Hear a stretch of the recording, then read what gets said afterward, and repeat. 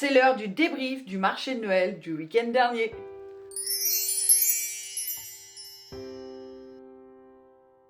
Mon top 3 de ce week-end est très simple. D'ailleurs, moi, personnellement, je pensais pas du tout faire ce top 3. Troisième position, les tumblers. Pour ceux qui savent pas encore ce que c'est des thermos qui viennent des États-Unis. Deuxième position, les éponges lavables et réutilisables. Oui, pour faire votre vaisselle, oui. C'est elles qui sont arrivées en deuxième position. Et la première position, le top 1, ce sont mes essuie-tout lavables et réutilisables.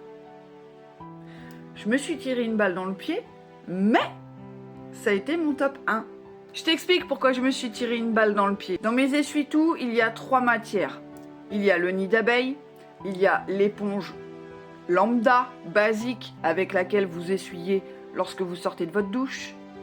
Et il y a l'éponge de bambou. J'ai juste dit la vérité aux personnes qui étaient en train de regarder mes créas et à croire que la vérité paye. Et quelle est cette vérité? Eh bien, mesdames les créatrices, quand vous faites des essuie-tout en nid d'abeille, ne dites pas que ça absorbe. Le nid d'abeille, c'est une matière qui absorbe le moins dans les 3 matières que je viens de vous citer.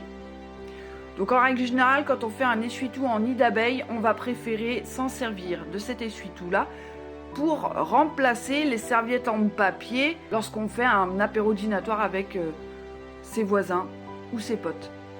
Oui, parce qu'au niveau absorption, le nid d'abeille, c'est pas top top.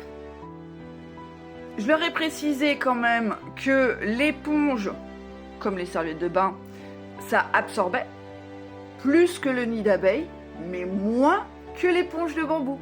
L'éponge de bambou, c'est le top du top, le summum, en fait, au niveau absorption. Donc après, ça dépend ce que vous faites avec votre essuie-tout lavable. Donc voilà, je me suis tiré une petite balle dans le pied, mais sans me tirer une petite balle dans le pied réellement et concrètement. Puisque justement, ces personnes ont apprécié mon honnêteté, qu'elles ont appris des choses sur les matières que j'utilise, donc elles ont acheté. Alors ce qui est marrant, c'est que j'ai fait des motifs un petit peu pour Noël, en thème Noël, etc. Et je me rends compte que au bout de 5 ans, eh ben, ils n'achètent pas le motif Noël. Bah oui, parce qu'en fait, on s'en sert toute l'année. Donc, ils préfèrent acheter les autres motifs que le motif de Noël. Mais c'est pas grave, j'ai fait quand même quelques motifs de Noël.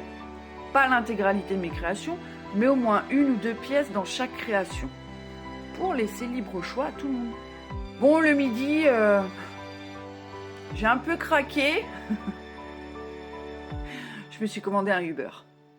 Oui, parce qu'en fait, je vous explique. C'est la saison des marchés de Noël. Mais qui dit marché de Noël, les repas au marché de Noël, c'est tartiflette.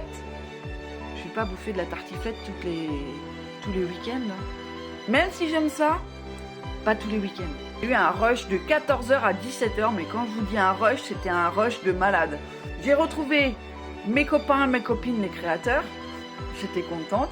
J'ai retrouvé certaines de mes clientes qui sont venues me voir.